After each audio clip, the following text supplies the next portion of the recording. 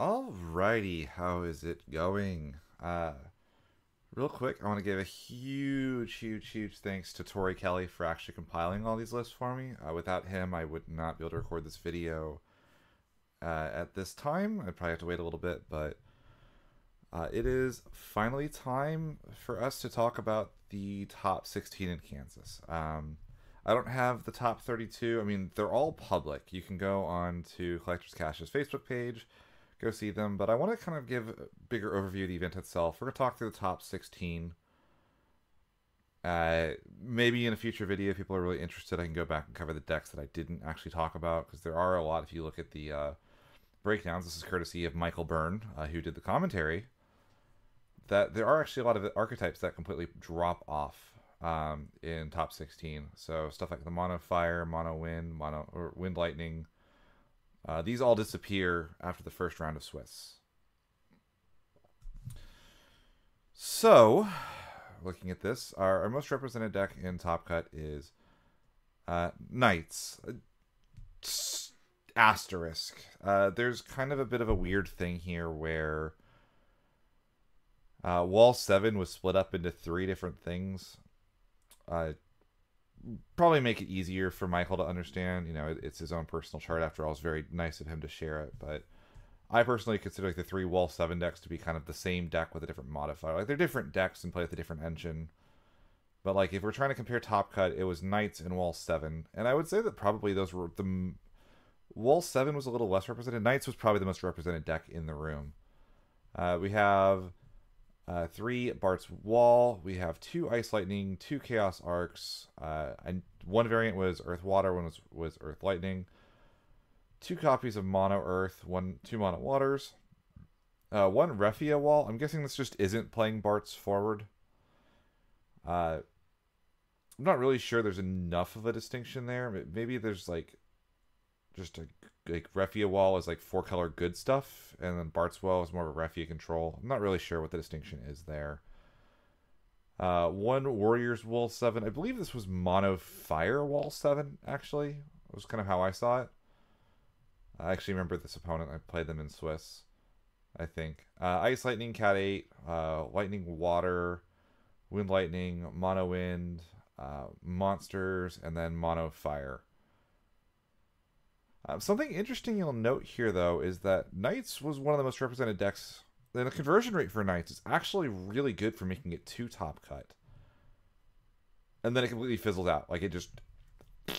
completely. And it's not the pilots. It's not like, oh, you know, average pilots are getting in because Knights is carrying them. Like, Hunter Nance was playing this deck. Like, one of the Worlds representatives, our second seed at Worlds. And he lost in round 1 of Top Cut. And it's hard because Swiss is designed to try to give a general breakdown of where things are. But Swiss in this game is also played just best of 1, which means it's a little bit strange in the like pantheon of how much value do we want to give that. You know, is there a point at which the fact that Knights continuously makes it to Top Cut but fails to do anything once it actually gets there, is that enough to actually like mean that what is it about Knights that isn't getting it over the line? Because this wasn't the case for a lot of other decks. 13 would go deep into Top Cut and Swiss. I would say that like the aggro 14 stuff in Japan never seemed to really get anywhere. But there really is something here with this. Like, Knights, I don't know if the game plan is too linear, or if you know your opponent's on it, you can just mulligan into a hand that'll screw it, and like it just can't recover. Like, is it like something like that just causes big problems for Knights? Because this is wild to me. You know, like 1 in 4, you would expect on average it would go into the top 4, one of them, and they didn't make it to top 8, and like the rate at which they dropped is so fast. I don't know, it's very strange. I'm only going to have 2 lists to review here. Again, massive shout outs to Michael Byrne for this, and then Tori Kelly for helping me with the deck list. So we're just going to go in the order from top to bottom. First up, we have Kyle Peters with Ice, Lightning, Water, Cat 8, Gigawall. I mean, if you want to hear more about this deck list, I definitely recommend, like, why are you listening to me? Go listen to the guy that won the tournament, explain his thought process on why this deck is very strong. But to me, this just looks like Gigawall doing what it does. This deck will just decide it wants to win a game sometime. I actually played a really similar deck, except my deck was originally just Ice Lightning. I wasn't on the Arias and the Saras. I played and said I will simply draw the Gigawall like a Chad. And I have had games in that deck where I would get Mistdragoned, and then I would play Axis, and I'd be right back at 7 colors for my Greg BE. And this deck, honestly, is scary for a lot of reasons. Number one is KP had probably one of the scariest statements you can have in a TCG, which is it is not worth interacting with this deck. Amaterasuing Warrior of Light, because it comes down so early, you never can hold backup for it. So Warrior of Light often says we both discard 3 cards. Except they end up with a 9k on the field, and a deck that's built to capitalize on low hand size. And if they printed an ice card that said on turn 2 your opponent discards 3 cards, it would be the best card in the game. Right? Or like in ice. That's effectively what Warrior of Light is if they Amaterasu it. So it's not really worth Amaterasuing Warrior of Light. And if you Shantoto, which is what you have to do when you're getting your face beat in by stuff like Irvine and Warrior of Light and all of these, the Breakstone's not gone. So now all they really need is a decent Axis mill and the Gilgamesh kills you. There's so little time to answer this deck that I really don't know what the solution is. And the other thing that scares me, and this is the one that I really don't like about the deck, is that it counters itself thanks to Remedy and Sid Randell. I really think that, like, Sid Randell is maybe the only consistent answer to Gigawall as a deck archetype, because it's the only way to stop Gigawall that is cheaper than Gigawall is. And even there, stuff like Idea, you know, granted, I guess Idea can go to damage only on 1 copy of it, but, like, unironically, I think that you could almost consider running 3 Sid Randell if you're willing to make cuts in other areas. So, I do agree that the water stuff really seems underbaked. I know Onion Knight, like, was kind of necessary for the fire variant because the fire ice water variant didn't have any outright breaks, so it couldn't get rid of anything that, like, didn't take damage. So, like, Onion Knight being a bounce spell actually mattered there. In here, it's just it ditches for water CP, and it's like a reasonable hit for Gigawall. It also means, like, Sarah FFL can get you to a cloud if you really want to. But I'd be interested to see where this goes from here. Like I said, the Sid Randell really scares me because I feel like this is going to end up being one of those mirror matches where there's only going to be so much you can do about it. And I don't know. I have a couple of ideas for things that could answer this, but they also might just be, like, too expensive and too slow. Really, really solid deck. Yeah, go watch KP's video. It's on the KP Talks channel, which you should be subscribed to if you're not anyway. He's a really interesting individual to hear talk and hear his opinions on the game. Second place, we had Sydney Ng's Bart's Warrior of Light list, and it's really close, really similar to the European list. So there is some interesting stuff here, and there's actually some stuff that I've tested quite a bit. So we're on 5 total copies of Bart's. We're on double light Bart's, 3 wind Bart's, which is, I would say, pretty standard at this point. 1 copy of Onion Knight, which is also standard. It means our Sarah can get us Lightning CP so we can play Cloud, which is the anti-aggro LB at this point. Two Fire Winds a Dane. One thing that is interesting, and I've considered doing this in Gigawall or not in Gigawall, in Bart's for a while. I'm just so used to talking about Gigawall right now because it's like kind of the only deck that I feel like I've talked about in a while. But is splitting names. So we have Arc, Lunith, backup, and Ingus, like all these backups. We have the forward variants as well, and what that means is there are situations in this deck where you can go Bart's, Lunith, Ferris, and that gives you 2 swings with the Ferris for board clear. Now the downside of that is these are cards that can't exist on the field at the same time. Every single forward in this deck is a Warrior of Light, which is outside of Zidane. No Unes. Unes is another card you'll see kind of teched in as like an anti-aggro card. Our EX Burst, we're on 12 summons, which is pretty standard. We did take away 2 MDs, 2 Amaterasus for 2 copies of Levy 6. And then our backups, we're on a pretty high count of them, but they're all pretty strong. How many win cards? 13. Wall's kind of risky here. You might only be able to go for the actual like wind reveal if you haven't seen a lot of win cards, or if you just know the matchup is so slow you can play a 4 CP vanilla backup. 3 Leos. Okay. 1 Zac, 1 Chantetto, 1 Mont, 1 Cloud, 1 Tidus. I think that's pretty normal. I don't think there's anything that's super standout over here. Maybe the fact that we're only on 1 Cloud, I would expect 2. Just because Tyro and Onion Knight can both end up representing Cloud, and it is very, very important once you stabilize to still have access to that card. And I also think it just wins mirror matches really well. One of the best ways to continuously answer Refia is just clouding it every turn, because, you know, the Refias cost 3, Cloud costs 4, so you kind of like almost break even if you kind of both lose the thing. But also there's only so many copies of Refia. Like even in this deck, there's the 3 Refia, there's the 3 Kusith. In theory, 2 Kryles can get back Kusith, and then we're done. That is all the Refias you can possibly have in this deck. So, like, you can burn through that over the course of a game and make it very difficult to continuously access the Refia. And if you can manage that, you probably have won the game.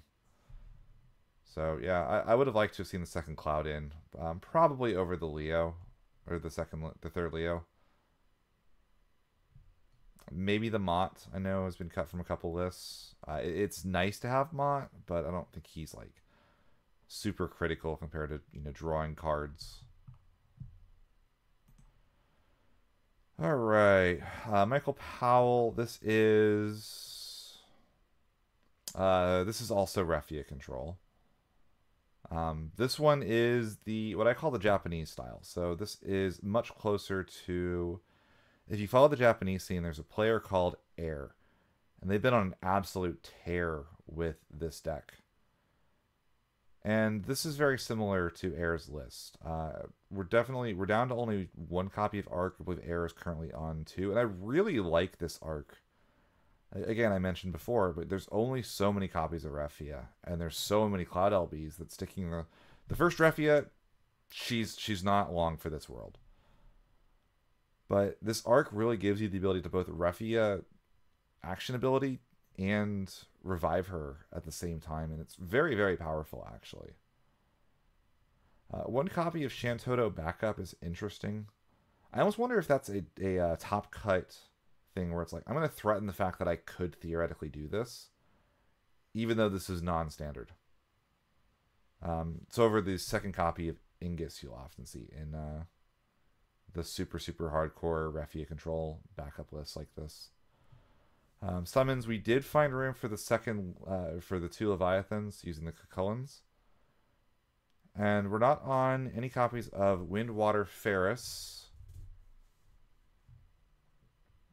So, yeah, I mean, this list is very, very strong. And the one thing that I've really noticed when I've played this over a Bart's variant is just how much... It's ironic because you would think Bart's would make things faster, but because you take 4 CP off to play the Bart's is actually really slow. This deck sometimes if in an aggro matchup, you can just go Cyril Cryo Lunith Pass and just say, I will simply either EX or top deck Refia. And sometimes that's just good enough. Like if you know exactly what your opponent's doing.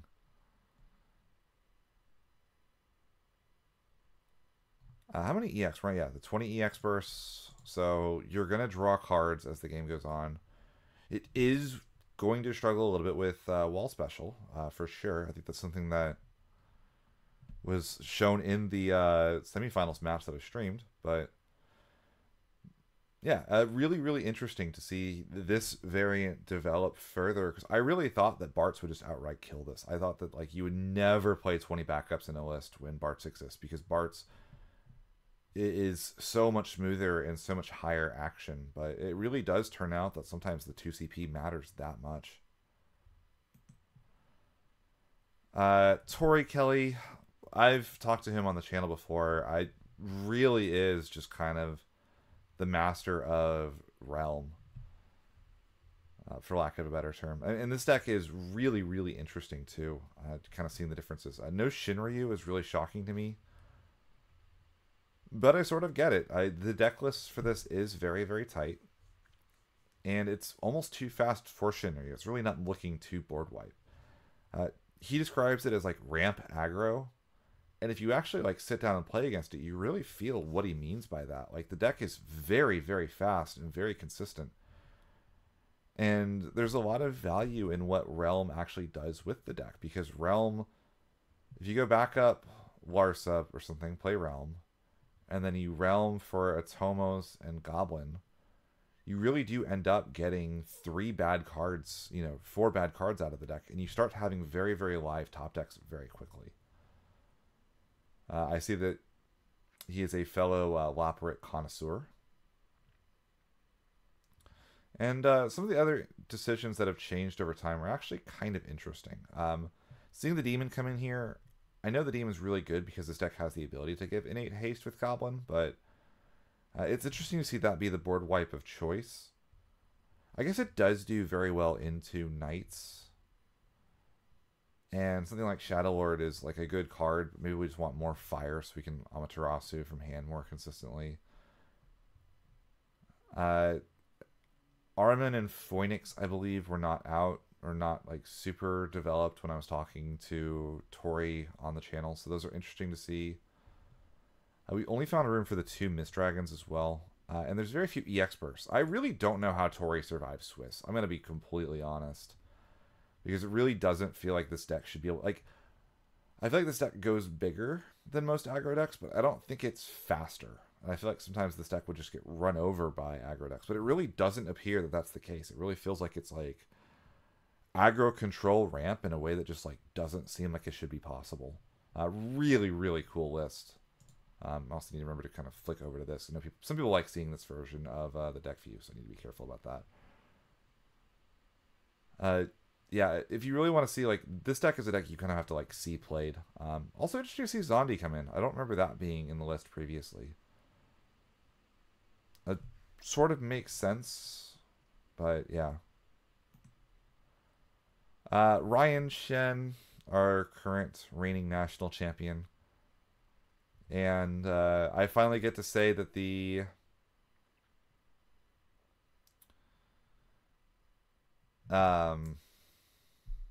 Tidus was holding him back.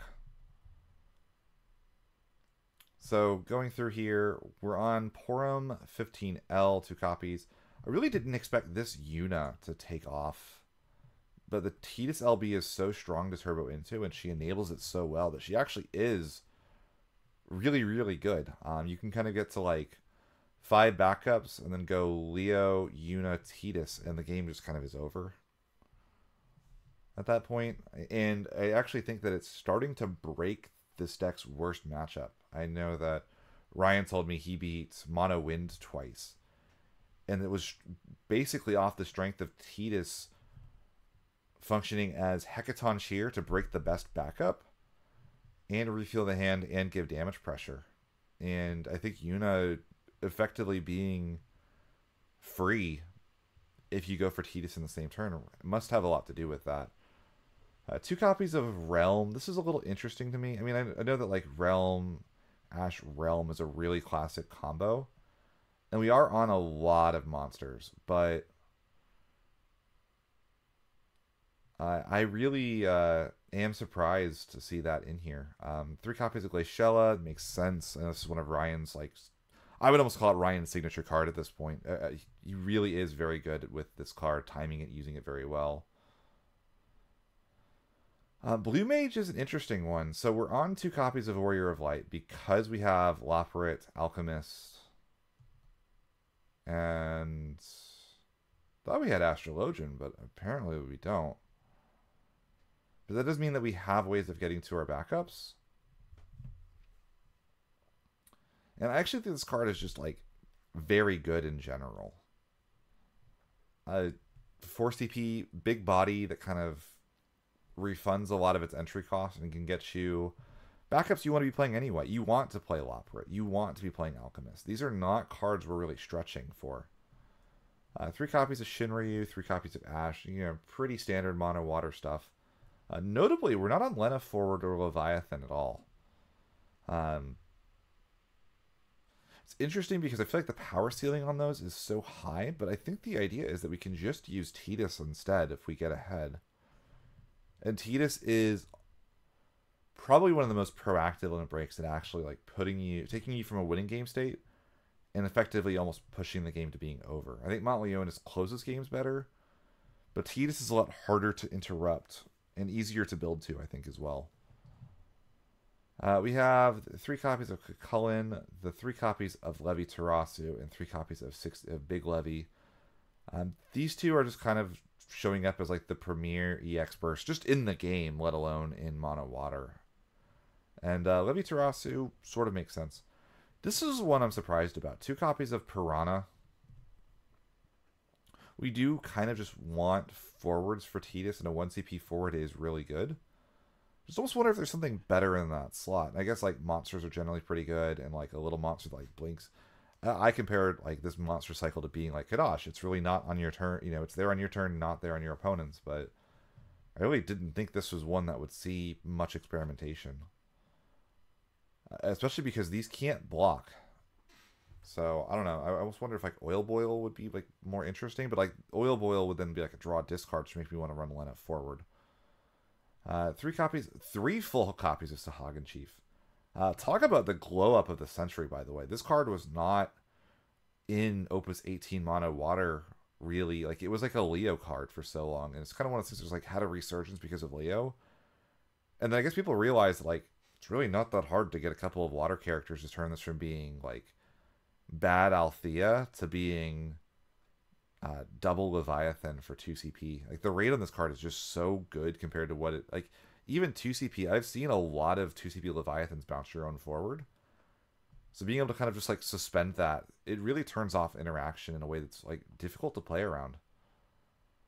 3 copies of Blue Worm, just still the best generic water monster. Maybe even just the best generic monster in the game. 2 copies of Tros.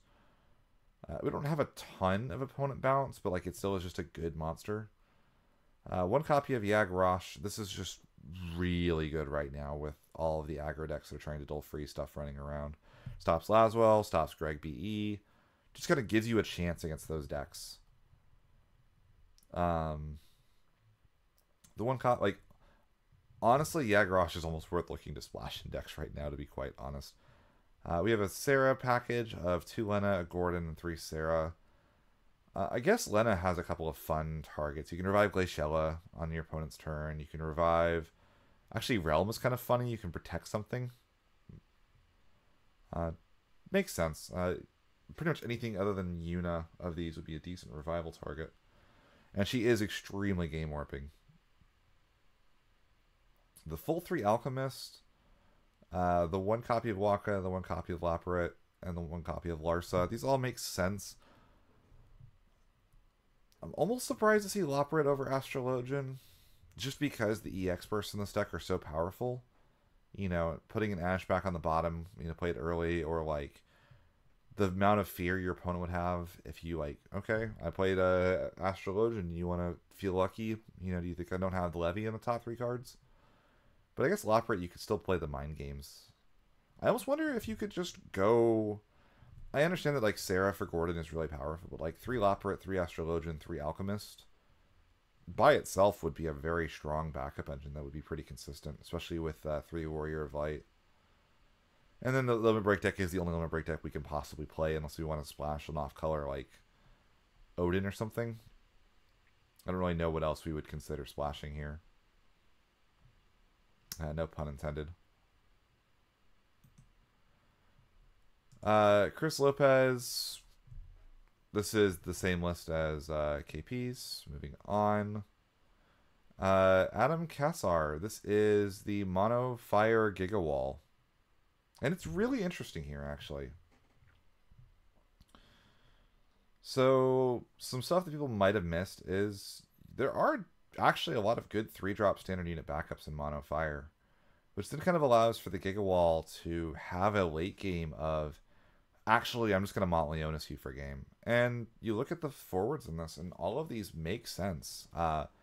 Alfinos, he's playing the standard Gigawall. Yuzuki is really strong here. Guts Go, I'm going to draw cards. One of the best things you can do with Gigawall.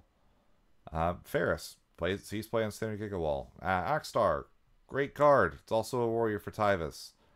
Ward, Cyan, Minwoo, 1 copy of Squall. Yeah, I mean, this deck is really, really strong. The full 3 Amaterasus. I guess you can red out a Tyvis and then do it. Some other fun stuff you can do. I guess you could like red eject out, red a Warrior of Light for game. Those are not terrible. Surprised we're on. Why are we? I guess. Oh, you could arrive it with Mont. Honestly, I don't love that. I'm gonna be quite honest. I feel like there's just like, because we have Meath. We don't have. We have what? 2, 4, 7. I guess that like it gives us the ability to Meath for our Warrior of Light, and the special is really strong. I don't know. I guess that gives us a Searcher, but we could run Princess Goblin. Like, I know it sucks to have your backup break when you do what you're meaning to do, but it's not the end of the world because it means that Princess Goblin becomes a recurring 2CP Searcher for Warrior of Light. Like, the special's really strong for sure. But you could run 2CP Warrior of Light, which is a card you could unironically cast. I'm a little surprised to not see 1 copy of Hien just to, like, end the game. You know, Hien... revive Hien Alfino, attack with Alfino, attack Hien. Reactivate, attack Alfino, attack Hien is 4 damage. And, I feel like that could just steal games from out of nowhere. But, like, this deck seems very solid. I would maybe bump to a 2nd copy of Moody. And also, I think we need to find room for Bahamut, because I don't think we have an out to Sid Randell. Other than Leela, and oh my god, if you cast Leela against a deck, they will love you forever. That's an entry. Not an entry, but we can't get it into play. Minwoo can out it. Cyan can out it if we've gotten to 2 Samurais, but that's a big ask. Yeah, I guess like Ferris, but Ferris needs you to have Gigawall in play, which, again, you'd be paying 7 CP for vanilla. So I think we need... I'd go to a 2nd copy of Moody. I would probably cut the red 13. I know it's like a warrior we can get with Tyvis, but I don't think we care. I feel like we've got Tyvis. We have better things we can be playing. Play Fury and draw into your backup at that point, right? Or go down 1 copy of Black Mage. I guess Black Mage cascades into this Warrior of Light. But we need 2 copies of Moody and 1 copy of Bahamut, I think, because we need to make sure that Sid Randell leaves the field and does not come back under any circumstances. Chaos Arc, Earth, Water. So Jonathan was in my carpool for the event, so I'm actually really familiar with this list. And it's really, really strong, actually. Siren basically gives your Une or your Chaos or your Man in Black untargetable, which is really potent. And you just play the long game. You just accept that the game is going to go long and you're going to outgrind your opponent. And Jonathan did a very good job at maintaining a game state where he was basically perpetually winning. Or like even though he was behind, the opponent had to kill him in 3 turns. But if they didn't do that, the Shantotos were there. There's just so many ways, and we're on 16 EX bursts. But like, look at the quality of the EX bursts in this deck: Thoradin, Tyro, 6 CP Levy. I mean, Ku and Ku are like pretty normal like EX bursts, but like we really do have some high impact EXs. Cryo as well, get back those arcs. And it's interesting because the low forward count is actually like a boon to Siren, but it's not a problem because the limit break deck is so strong. We've got 3 Tyros, 2 Shantotos, so we can cast Cloud even if we don't draw the Man in Black. And Man in Black is just a good card. If we cast Man in Black and suspend an arc for the rest of the game, we are more than happy with that. This deck looks like it's really difficult to play into. I do wonder if maybe 1 extra copy of like a Mind Flayer might not have been a bad idea, just to guarantee the Mill War. I think 2 CP Porum is a forward we should have considered as well, just as like a little weenie that can get in for damage that like our opponent is forced to kill, but God forbid they kill the thing because we're gonna get back the best summon in our break zone. And I know that like he even mentioned to me it's a little awkward because running 2 Anima means we really want to be on multiple copies of Yuna or like guarantee the Yuna gets into play. But Ico is so strong to just bin an arc and guarantee access to it as soon as the chaos is necessary. So I really like the list. I think this is really powerful. I definitely would not be surprised to see some variant of this continue to get stronger.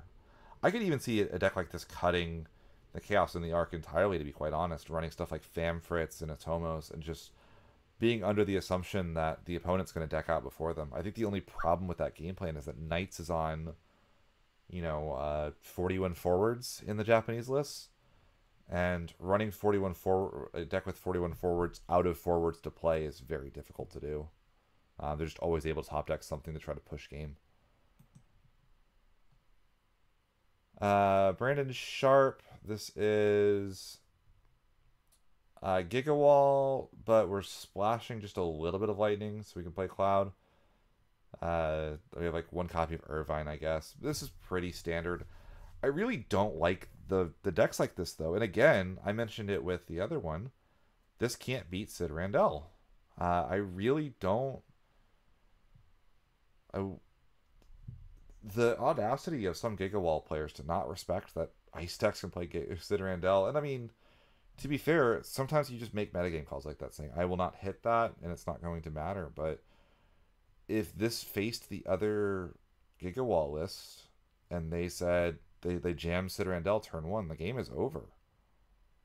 I guess like Ferris and Axstar can kill it after it attacks, but that deck will never let Ferris or Axstar attack. So I don't really like that element of the deck. I mean, the deck is otherwise very standard for Gigawall. This is a list that like Alex Hancock's would take. I think literally our only change from Hancock's winning European list is like the Lena forwards, the Irvine. We're down to 1 copy of Tyvis, and then the Vincents. So I also think I guess we're not on a lot of lightning, but Cloud is so good to only have it 1 copy. Kevin Fung, this is one of the wilder deck lists. I don't even know how to evaluate this. We're on 9 forwards. Sure.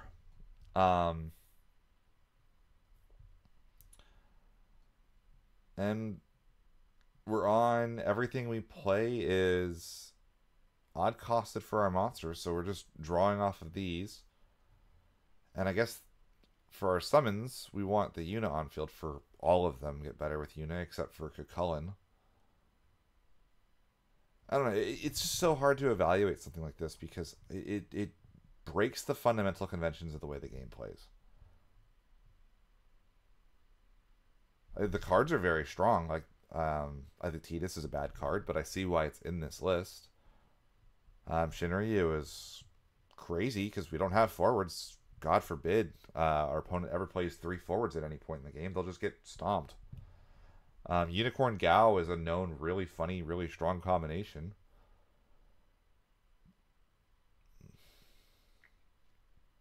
I do kind of wonder if it wouldn't be a bad idea to have a finisher that isn't Shinryu. But I mean, it's not that unlikely to just kind of build up a slow board and then just Shinryu win the game. I really do feel like this list should find room for Realm. I would play Realm over Tidus probably, just because I think it's so much better, and I would probably find room for like one cop. I get what we're going for. I think one copy of Larsa makes this deck better. I don't think the deck is improved by only being on Unibackup. Larsa getting Gao or Shinryu is just, it's a net improvement. It does what the deck wants to do. And all of a sudden now we don't have to discard. Like, we're not forced to top deck every single turn. And we're not bricking on backups by running 4 backups. So, like I said, I get what it's going for. I see the idea. I see the concept. It seems interesting. Beating people in with Schrodinger is really funny. I just wonder if there's a better way of doing this.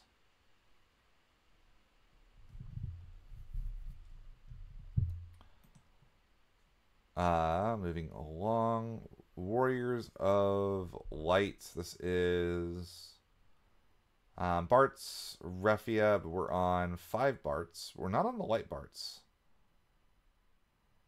So, really interesting to see this one come in here. This is kind of like Gilgamesh BE at home. But I don't think we can really get it to do 5 attacks very often. Like, what does that? I guess Zidane, Ferris, Bartz does it. And that's it. That's the only way you can get the triple attack. So I really feel like this is just better being the Light Bartz. And I actually have unironically cast the Light Bartz as just a 1 CPU Warrior of Light plenty of times in testing. And it's quite good in that role. I think people that don't play the 18H are actually like kind of incorrect. I think people really sleep on how good this card can be at times. We are on Shantoto, which is actually becoming non-standard in Refia control. 3 Tyro, 2 Sarah FFL. That's a decision. Don't know that I like the idea, but actually I don't see what they're going for there. I think Sarah FFL is borderline ban worthy. I think you play it at 3 in every single one. Because the other thing with Sarah FFL is the difference between a Sarah FFL on turn 1 and on turn 3 is the difference between playing Sarah FFL and not having her on the field at all. Because it's so hard to get a 6 CP card onto the field with an empty hand later on. So I think this card should just find a way to be at 3 no matter what. The rest of the backups all seem pretty decent. And again, you see kind of a very similar... We are on Heka as well. That's also new. I have not seen that in Refia control. I don't hate it because we're expecting to be the slow deck. But it does kill literally every one of our forwards except for Warrior of Light, which is not ideal. I guess Arc would save us, but if our opponent has something to hit our Arc when we do that, we would lose everything except for the Warrior of Light. So I feel like I would go for the... I mean, I guess the... Yeah, that's interesting. Here is our first Knights list. And it is non-standard, actually. This is not the standard Knights list. So let's see. We're on 3, 3, 3, 3. And a lot of net lists are down to 2 Beatrix because usually this deck isn't on enough backups to make good use of her. Like, you can't reduce Steiner, you can't reduce Charlotte, can't reduce Delita, can't really reduce Laswell. I mean, we can now, but we reduce it by 1. It's not really that useful. Can't reduce Physalis, can't reduce Lilith.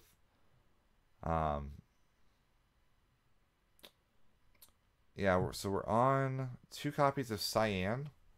So I actually really liked Cyan in these lists as just like both a payload way to make use of our Lilith crystals and a way to kind of just like win the mirror. We're on 3 Renoa, just 2 Garland. I feel like Garland's just a natural 3F. It's actually a little surprising to me. And then, I mean, I guess we're like going as high as possible. I've seen a lot of Miwa in Knights. It's actually like really strong because you can like Ramza. They think the Ramza's down. You can Miwa restand everything and then Ramza again. Just kind of like end the game when your opponent doesn't expect it. Really, really strong card for that, actually. We're on to Cooch and the Amaterasu. I sort of get it. We're on a little bit more backups. We should be able to. Merylwib and Larsa guarantee our access to Corella over Ramza. And our class second Moogle gives us access to play CP for any others, which I guess makes the Beatrix better. Because it does mean that like our Ice 2-drop Knights all can be 1. There's some value in that.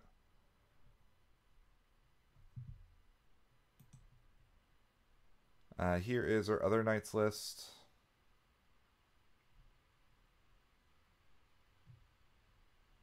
Once again, we're on 41 forwards. We're on Celtius. This is actually non-standard. I actually really like this edition.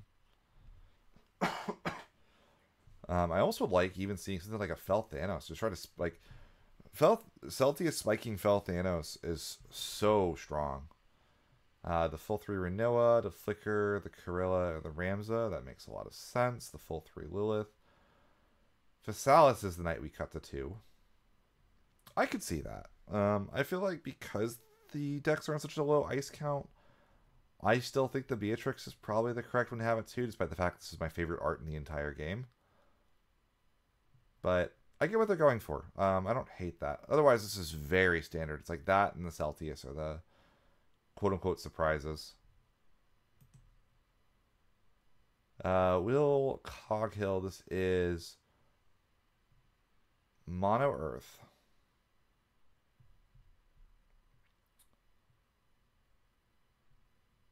This is a cool list. I actually really like this.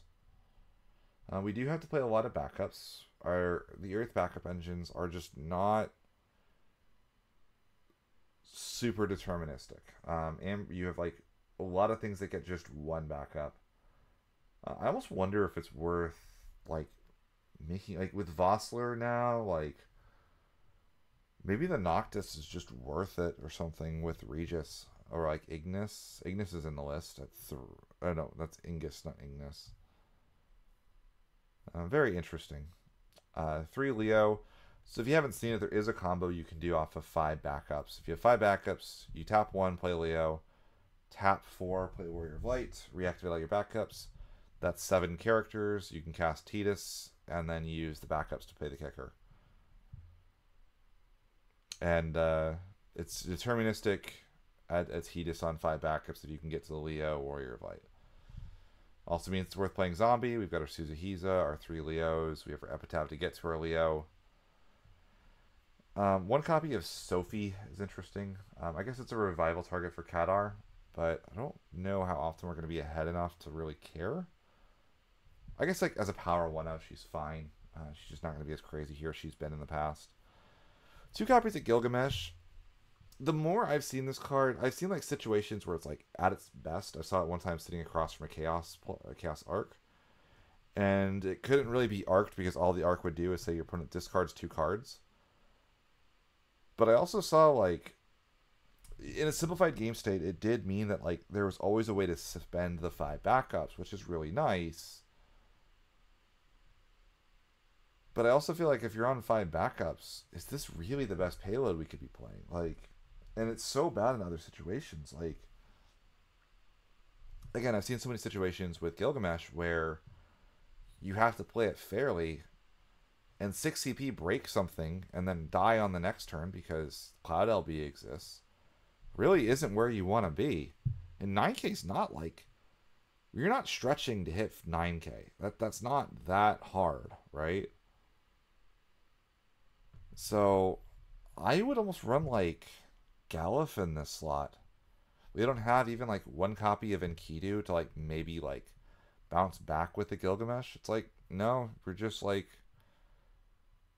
we're playing it fair, and it's like, it's fine. I don't think you're going to lose the game by having it in there. I just like really wonder if this is the best late game thing that Mono Earth can be doing, and we shouldn't be on like, something else. 3 copies of Warrior of Light. Again, we're really trying to assemble the Leo Warrior of Light. Makes a lot of sense. Vossler, EX Burst Claris is nice. Again, we really want those backups to the point where we're on 17 of them, which also allows us to run. I would say it allows us to run Minor, but we're not on Minor, so it doesn't actually matter. Genova Synthesis. It's like a fine Mont Leonis revival target, sure. 3 Shinryu, 3 Ingus, 1 Shadow Lord, 1 Neo X Death. Okay. They're paying the Tori Kelly tax. Kusith Heck 2 MD. Summons are very interesting here. We're really kind of skimping on these in an interesting way. The 2 zombies, those are cool. They're Kusiths for our Leo. Shinju, Leatherworker, Summoner. There's actually some really cool stuff with the Summoner.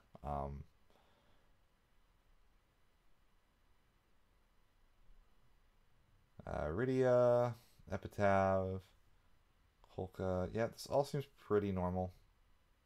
Cool to see this Rydia back in the meta a little bit.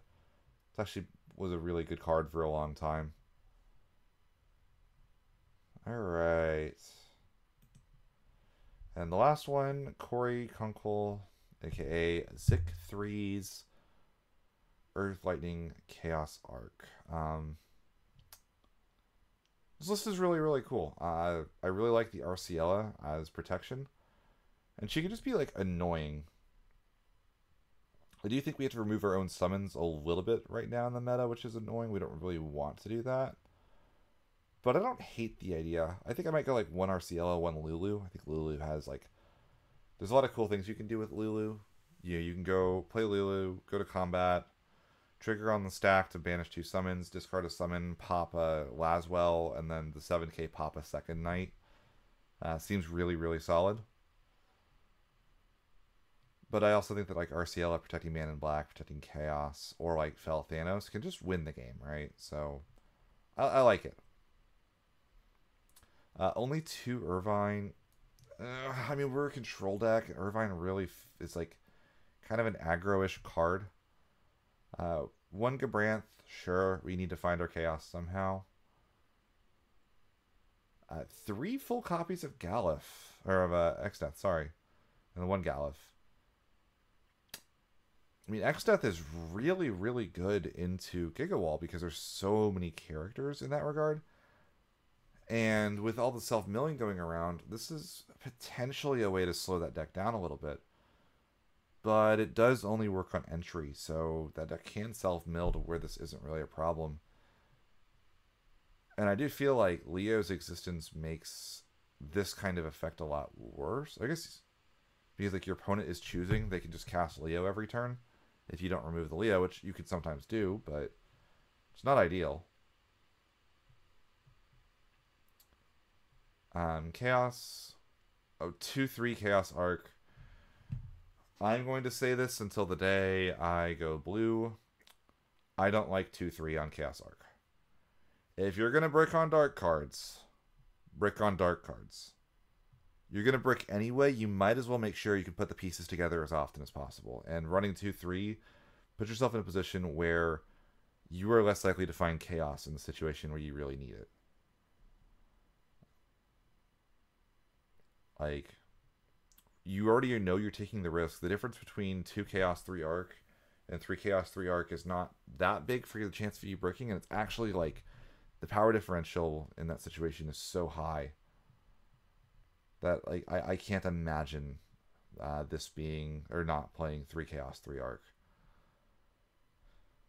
We're really toolboxing our summons, which is neat. I don't dislike it. We can sort of like slow search it with Seymour. You can recur a lot of them with Man in Black, so toolboxing this is not terrible. I do love Exodus. I think this card's really funny.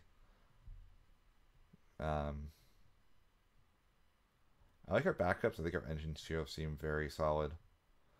I might have liked to have seen Summoner in here over the miners. I really don't feel like our backups are that inconsistent, and it's very easy to get to them.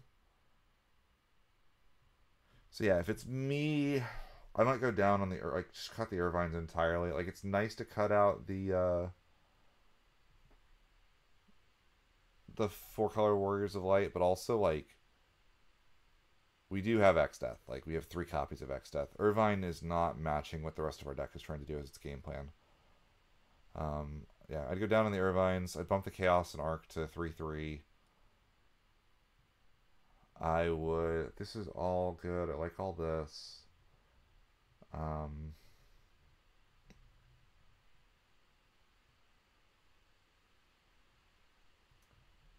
yeah, and I'd probably consider, like I said, bumping the miners for even just like a Reeve Vincent combo or something, or like it's annoying because Earth has such mediocre EX bursts. Oh, Chadley. Why are we not on Chadley? Chadley is so good in this deck. Oh no, we are on Chadley. Okay, I'm blind. Whew. Another example. I actually wouldn't mind seeing a Emperor Gestal. Discard, get back our Chaos from earlier. You know, just extra copies of Man in Black are really good.